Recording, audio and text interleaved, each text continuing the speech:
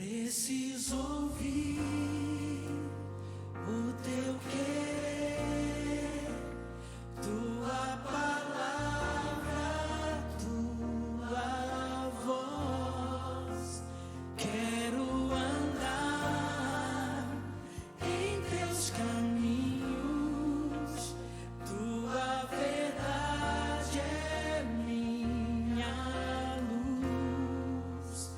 Eu decidi, quero viver seguindo os passos do Senhor, pra não pecar, pra não cair, aprender mais do teu amor, só tua palavra. Bom dia, bom dia. Começando mais um Café e Comunhão. Hoje, dia 19 de setembro, 38ª semana do ano. Vamos juntos, então, ler e refletir sobre Jó, capítulo 37, nesta manhã. Aguardando mais alguns irmãos e amigos chegarem para darmos início, ok?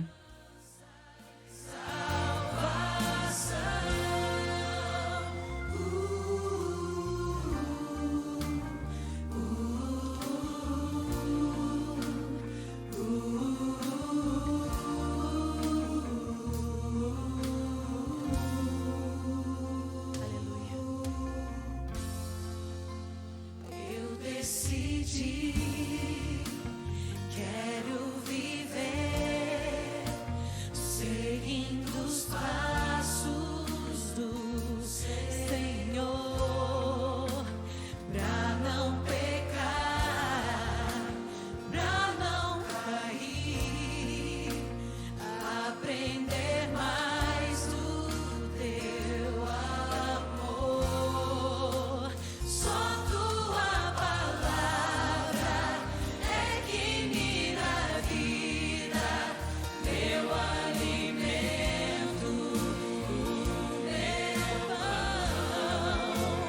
Letras preciosas, graça revelada, minha esperança e salvação. Só tua palavra é que me dá vida, meu alimento, meu pão. Letras preciosas. Não se esqueça de compartilhar. Compartilhe com amigos, com irmãos, com pessoas que você pode chamar para estar conosco nessa manhã. Se não for possível, compartilhe mesmo depois que terminarmos, para poder, então, eles verem a gravação, tá bom? Lembrando também que você deve ativar o sininho, deve dar o seu joinha, o seu like, tá? Vamos juntos aí compartilhando essa mensagem tão preciosa.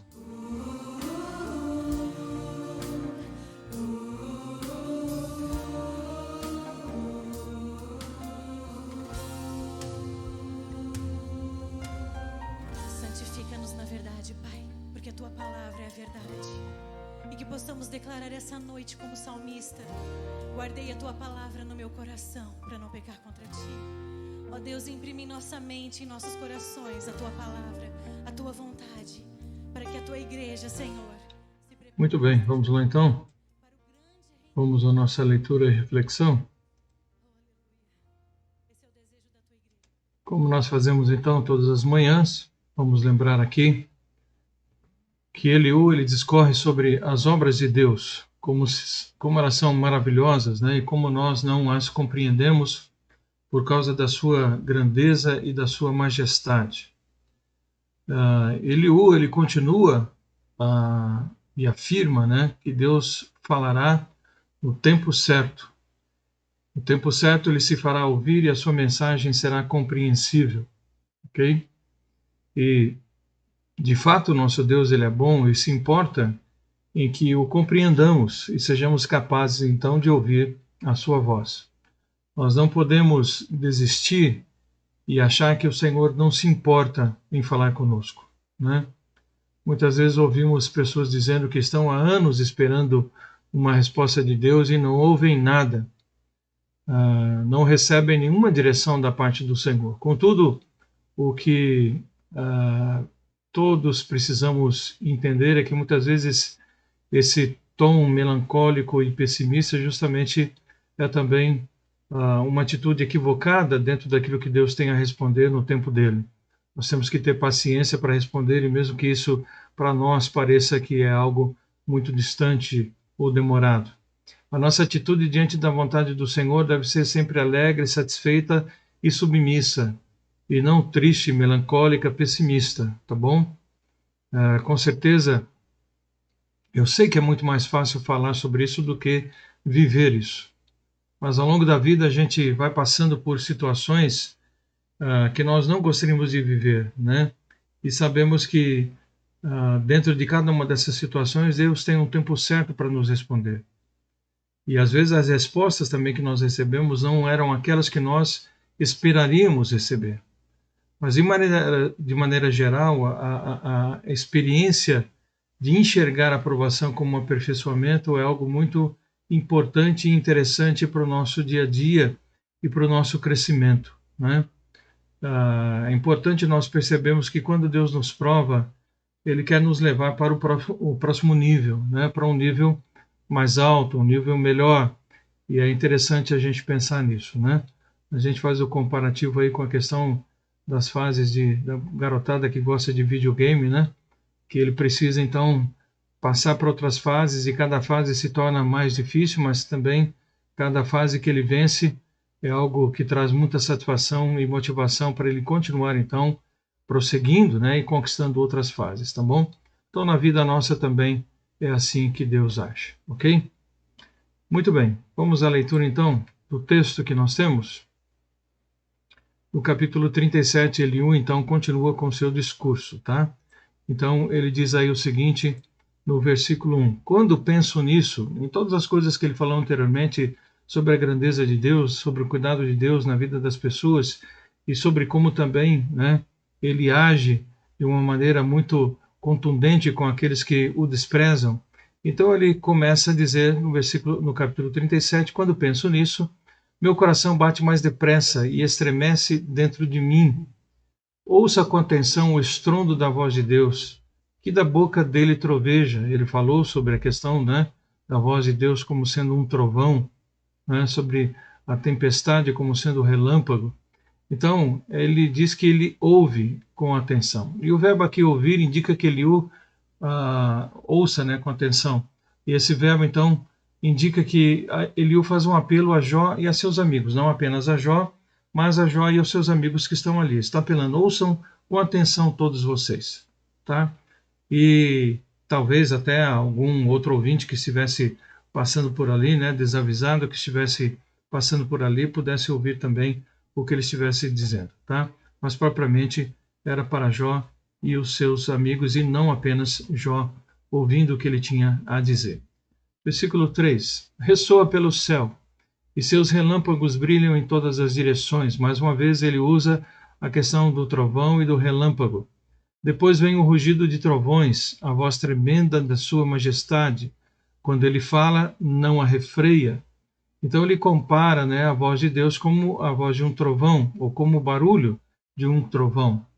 E o termo hebraico para trovejar compara o trovoar divino com o rugido de um leão, né? O majestoso rei dos animais e que tem então controle sobre todas as coisas, tá bom? Então ele demonstra aqui justamente o poderio do Senhor, dessa voz estrondosa que vem do relâmpago e também mencionando os raios. Versículo 5. A voz de Deus é gloriosa no trovão. É impossível imaginar a grandeza de seu poder. Ele diz à neve, venha sobre a terra, e ordena a chuva caia em torrentes. Todos param de trabalhar, a fim de observar o seu poder. Então, o que nós vemos aqui é justamente que Deus ele precisou, né, apenas falar para invocar todas as coisas e elas virem à existência. né? Ele disse, haja luz e houve luz, tá? E tudo na terra, todas as formas de vida e tudo que ele criou, então bastou somente o seu falar para controlar tudo o que ele fez. Bastou apenas ele falar, pronunciar que as coisas vieram então à existência. Então isso é muito importante. E ele usa a expressão aqui de que Deus usa as tempestades invernais, né? Quando ele fala sobre a neve, sobre o gelo aqui, para selar as mãos de todo homem, a fim de que não possa trabalhar, mas sim conhecer a sua obra, porque nesse tempo de tanto frio, de tanta neve e gelo, o homem não poderia trabalhar e precisava então sobreviver daquilo que Deus poderia fornecer a ele e também do fruto do seu próprio trabalho anteriormente a esse período, tá? Mas ele mostra justamente o cuidado de Deus na vida dessas pessoas. Versículo 8: os animais selvagens buscam abrigo e ficam em suas tocas. A tempestade sai de seus aposentos e ventos fortes trazem o frio. Então ele elogia continuamente o Deus Todo-Poderoso com uma série de figuras, de metáforas. Ele descreve a forma como Deus conserva o vento, né? A neve, a geada, em recâmaras, ou seja, em lugares ocultos, em lugares que nós não podemos imaginar e entender, mas Deus tem realmente o controle de toda a natureza e faz tudo aquilo que quer, no tempo que quer e da forma que quer, tá? E tudo é muito bem organizado e orquestrado na natureza. Versículo 10: o sopro de Deus envia o gelo e congela grandes extensões de água. Então ele usa aqui uma linguagem poética, né? Ele fala do sopro de Deus fazendo a geada se formar e as águas congelarem. Então tudo isso é dito com muita alegria, porque Eliú está comemorando o domínio de Deus sobre toda a terra, sobre todo o mundo que ele criou e do qual ele tem total controle e domínio. Versículo 11, ele carrega a umidade, ele carrega de umidade as nuvens e espalha entre elas os seus relâmpagos. Então, de novo aqui, né, trazendo luminosidade, essa luz pode ser traduzida também como as suas nuvens de relâmpagos, né? Aquelas nuvens em que há tantos relâmpagos e fazem ali tantos flashes, né? Naquelas nuvens, algo até muito bonito de se ver, né? Mas às vezes não tão bonito quando esses raios chegam aqui na Terra, né? Mas muito importante ver esse poderio do Senhor e essa comparação com o poder de Deus. Versículo 12, as nuvens se agitam sob sua direção e cumprem suas ordens sobre a terra. Então, o termo conselho da parte de Deus, né? Cumprem a direção, cumprem as ordens, né? Retrata justamente o sábio capitão que planeja com habilidade o projeto das nuvens, né? Que respondem diretamente à sua mão, como se estivesse na roda de um leme, né? Então ele conduz como se estivesse conduzindo um navio, tem o leme nas suas mãos e conduz aquele barco, né? Para onde quer e da forma como quer, ok? Versículo 13. Deus faz tudo isso para castigar as pessoas ou para mostrar o seu amor. Preste atenção, Jó. Pare e pense nos feitos maravilhosos de Deus. Você sabe como Deus controla a tempestade e faz os relâmpagos brilharem nas nuvens? Você entende como ele move as nuvens com perfeição e conhecimento maravilhosos? Enquanto você fica sufocado de calor em sua roupa e o vento sul perde a força e tudo se acalma, ele faz o céu refletir o calor como um espelho de bronze. Acaso você pode fazer o mesmo?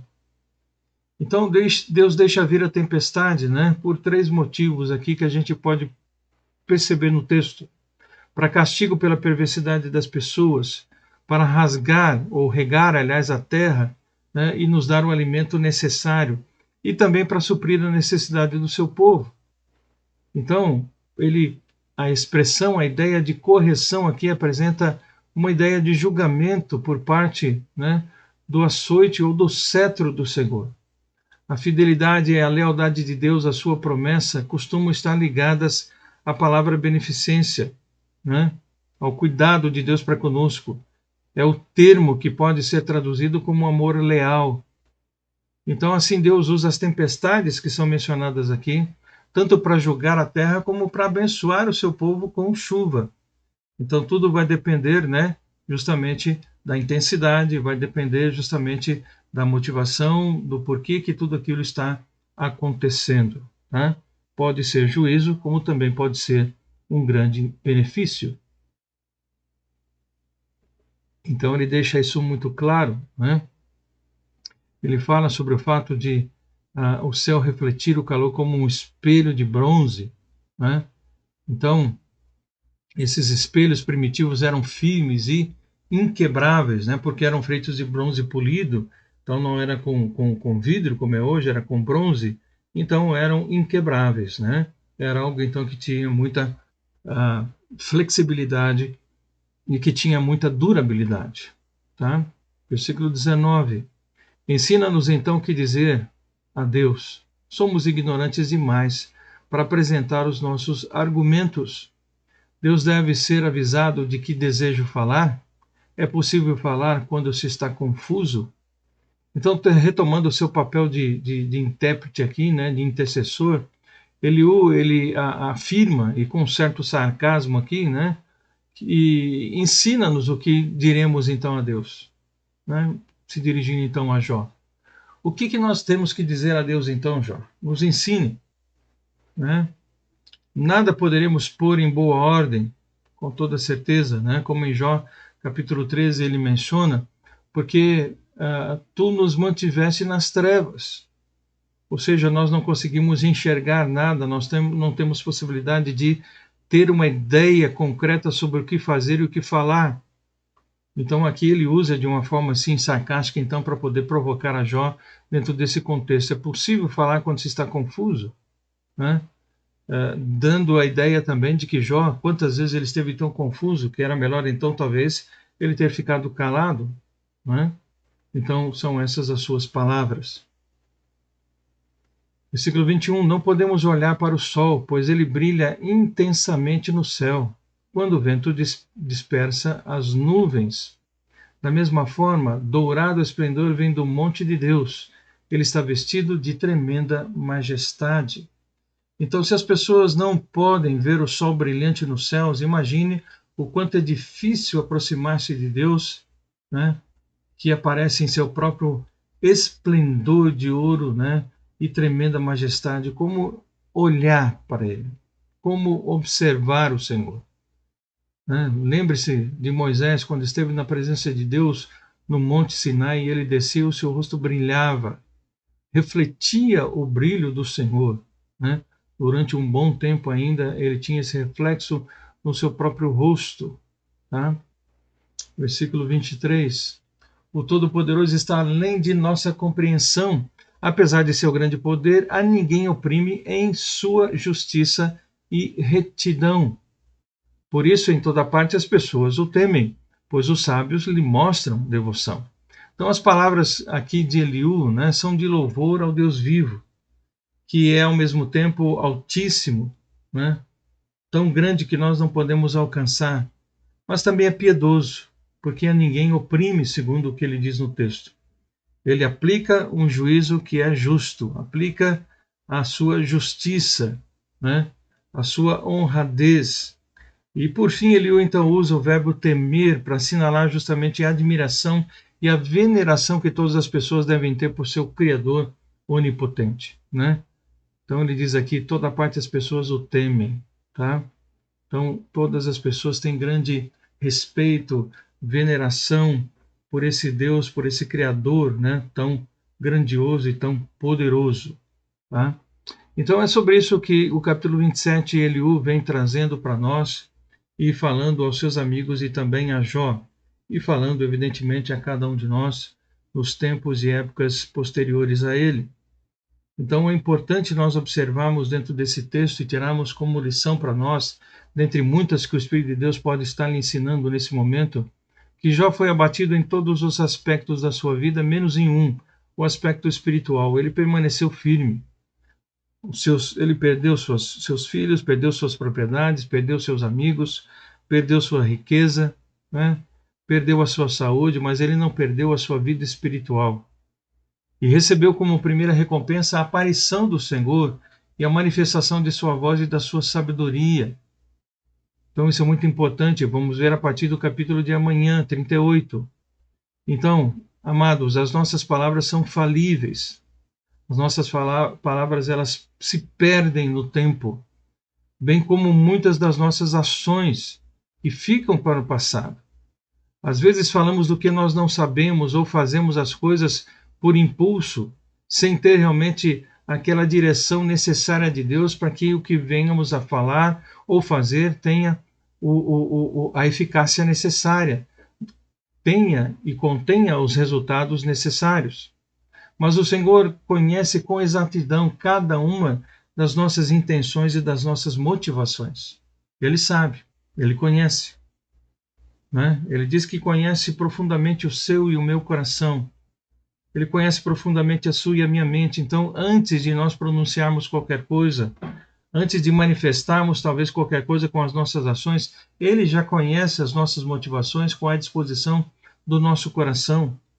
Então, ser fiel ao Senhor não significa que nós nunca iremos errar, mas que mesmo quando nós errarmos, nós vamos reconhecer que há um Deus nos céus. Um Deus nos céus que já experimentou ser tentado, já esteve, já viveu aqui nessa terra em meio a cada um dos homens e experimentou o que é ser tentado e que se inclina para ouvir cada um dos sussurros, né? E para erguer os de coração quebrantado e contrito, aqueles que muitas vezes não têm nem forças e precisam apenas sussurrar, mas ele ouve o nosso sussurro. Ele sabe que nós estamos muitas vezes, né, quebrantados, arrasados e que precisamos da sua ajuda. E ele espera então apenas ouvir de nós o pedido de socorro a ele. E ele com certeza virá no tempo oportuno para nos abençoar. Então que nós possamos entender, olhando para esse capítulo de hoje, né, o quanto o Senhor espera então ouvir as nossas palavras e saber quais são as nossas motivações. Aliás, ele sabe. Elas é que acabam sendo reveladas para nós mesmos, porque nós muitas vezes não conhecemos o nosso próprio coração. Então isso é importante, né? Essa vivência, essa comunhão, esse contato diário com o Senhor, tá bom? Nós podemos então entender o quanto Ele nos ama e o quanto as nossas palavras, as nossas ações às vezes são falíveis, mas nós confiamos a nossa vida, né? As nossas palavras, as nossas ações na mão daquele que é todo-poderoso e que tudo pode transformar, que tudo pode fazer para que suas palavras, suas ações realmente sejam benéficas, abençoadoras na vida das pessoas que estão ao nosso redor. Que Deus nos abençoe então mais uma vez nessa manhã, nesse início de semana, que possamos ter uma boa segunda-feira, um bom início de semana, uma semana abençoada na presença de Deus, onde saibamos falar e agir de acordo com a vontade de Deus. E se Ele disser para nós que devemos ficar quietos, vamos tão somente ficar quietos e aguardarmos o tempo em que o Senhor, então, se pronunciará para que nós possamos entender qual é a sua vontade e sabemos o que e quando falar, né? Para que realmente sejamos bênção na vida das pessoas que estão ao nosso redor. Tá bom? Que Deus abençoe, queridos, a cada um de vocês, a cada um de nós, e que possamos ter então em mente esse desejo de servirmos o nosso Deus cada dia mais e melhor, tá? Como um Deus que tudo sabe, que tudo vê, que tudo conhece e que tem o desejo, né, de abençoar a sua e a minha vida, tá bom? Que Deus possa então assim nos abençoar rica e poderosamente, tá? Vamos orar encerrando esse tempo nessa manhã e amanhã, Deus permitir, no capítulo 38, não deixe de compartilhar o vídeo, como já dissemos mesmo depois que encerrarmos aqui, para que mais pessoas possam ouvir essa mensagem e continue firmes aí conosco, né? Já estamos quase no final de mais um livro, né? 42 capítulos aqui no livro de Jó. Amanhã um texto um pouco mais comprido, mas nós vamos então juntos aí, né? Observando capítulo por capítulo, né?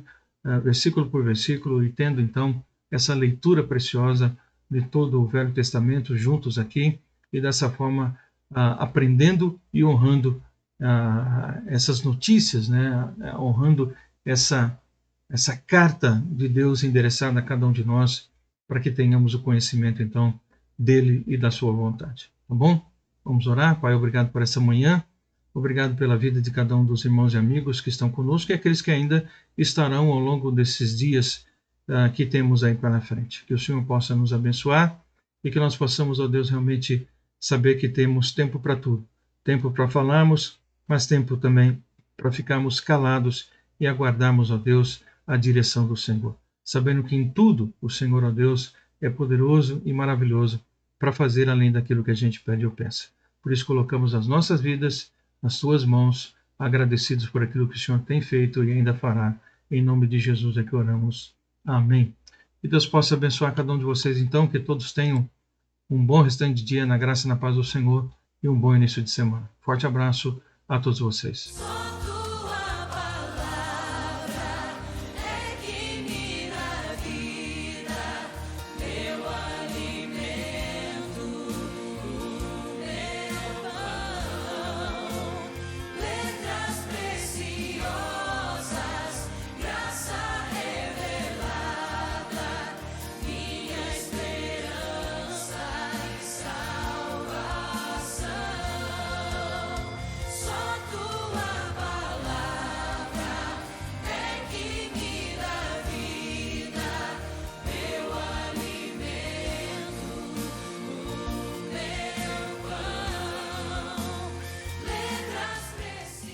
Meus queridos, forte abraço, até amanhã.